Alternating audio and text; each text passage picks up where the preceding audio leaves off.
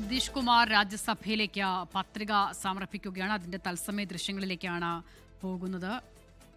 അല്പം മുമ്പാണ് അദ്ദേഹം മുഖ്യമന്ത്രി സ്ഥാനം ഒഴിയുന്നതായും രാജ്യസഭയിലേക്ക് പോകാൻ ഒരുങ്ങുന്നു എന്നുള്ള സൂചനകളൊക്കെ വരികയും പിന്നീട് അത് സ്ഥിരീകരിക്കുകയും ഒക്കെ ചെയ്തത്. ഇപ്പോൾ ആ പത്രികാ സമർപ്പണത്തിന്റെ തത്സമയ ദൃശ്യങ്ങളാണ് കാണുന്നത്. കേന്ദ്രമന്ത്രി അമിത്ഷാ ഉൾപ്പെടെയുള്ള ആളുകളെ അദ്ദേഹത്തിനൊപ്പം കാണുകയും ചെയ്യാം. ബൽറാം നെടുങ്ങാടി വിവരങ്ങൾ നൽകാനായി ചേരുകയാണ്. ബൽറാം, അനാരോഗ്യം ചൂണ്ടിക്കാട്ടിയാണ് മുഖ്യമന്ത്രി പദവിയിൽ നിന്നും ഒഴിയുന്നത് നിതീഷ്. പക്ഷേ അവിടെ വലിയ പ്രതിഷേധങ്ങൾ ഉണ്ടാകുന്നു. അദ്ദേഹത്തിന്റെ അണികൾ തന്നെ പാർട്ടി ഓഫീസിലേക്ക് വലിയ പ്രതിഷേധങ്ങൾ നടത്തുകയും അത് ആക്രമിക്കുകയും ചെയ്യുന്ന സാഹചര്യം ഉണ്ടാകുന്നു. എന്തായാലും അതിനിടെ തീരുമാനത്തിൽ ഉറച്ചു നിൽക്കുന്നു നിതീഷ്, പത്രിക സമർപ്പിക്കുകയാണല്ലേ? നിതീഷ് കുമാർ ഇപ്പോൾ പത്രിക സമർപ്പിച്ചു കഴിഞ്ഞിരിക്കുന്നു. നിയമസഭയിലെത്തിയാണ് മുഖ്യമന്ത്രി നിതീഷ് കുമാർ രാജ്യസഭാ തെരഞ്ഞെടുപ്പിനുള്ള നാമനിർദ്ദേശ പത്രിക സമർപ്പിച്ചിരിക്കുന്നത്.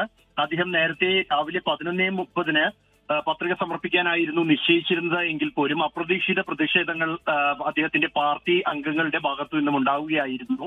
രാവിലെ മുതൽ തന്നെ നാടകീയമായ വൈകാരികമായ പ്രതിഷേധങ്ങൾ അദ്ദേഹത്തിന്റെ വസതിക്ക് മുന്നിൽ ഉണ്ടായിരുന്നു. ചില പ്രാദേശിക നേതാക്കൾ ഉൾപ്പെടെയുള്ളവർ അദ്ദേഹത്തിന്റെ വസതിക്ക് മുന്നിലെത്തി കരയുന്നതും മറ്റും ഉള്ള ദൃശ്യങ്ങൾ അവിടെ നിന്നും വന്നു. എന്നാൽ ഉച്ചയോടെ ഈ പ്രതിഷേധങ്ങൾ ഏതാണ്ട് സംഘർഷത്തിലേക്ക് മാറിയിരിക്കുന്നു. അദ്ദേഹത്തിന്റെ പാർട്ടി അണികൾ രോഷാകുലരായി സ്വന്തം പാർട്ടി ഓഫീസ് അടിച്ചു തകർക്കുന്ന സാഹചര്യം ഉണ്ടായിരിക്കുന്നു. വലിയ പ്രതിഷേധത്തിലേക്ക് കടന്നിട്ടില്ല എങ്കിൽ പോലും പാർട്ടി ഓഫീസിന്റെ ചില ഭാഗങ്ങൾ തകർന്നിട്ടുണ്ട്. അതിന്റെ ദൃശ്യങ്ങളും പുറത്തു വന്നിട്ടുണ്ട്. അവിടെ സന്ദർശകർക്കായി വിരുന്നിനായി ഒരുക്കിയ പാത്രങ്ങളും മറ്റും ഈ രോഷാകുലരായ പ്രവർത്തകർ എടുത്ത് എറിഞ്ഞ ദൃശ്യങ്ങളാണ് പുറത്തു വന്നിരിക്കുന്നത്. എന്തായാലും ആ പ്രതിഷേധങ്ങൾ ശരി, ബൽറാം നെടുങ്ങാടിയാണ് വിവരങ്ങൾ നൽകിയത്. മുഖ്യമന്ത്രി സ്ഥാനം BJPക്ക് കൈമാറുന്നതിൽ JDUവിൽ വലിയ അമർഷമാണുള്ളത്. പ്രവർത്തകർ പാർട്ടി ഓഫീസ് ആക്രമിക്കുന്ന സാഹചര്യം വരെ ഉണ്ടായി. അതിനിടയിലാണ് ഇപ്പോൾ തീരുമാനത്തിൽ ഉറച്ചു നിൽക്കുന്ന നിതീഷ് രാജ്യസഭയിലേക്കുള്ള നാമനിർദ്ദേശ പത്രിക സമർപ്പിച്ചിരിക്കുന്നത്. വിവരങ്ങൾ നൽകുകയായിരുന്നു ബൽറാം നെടുങ്ങാടി.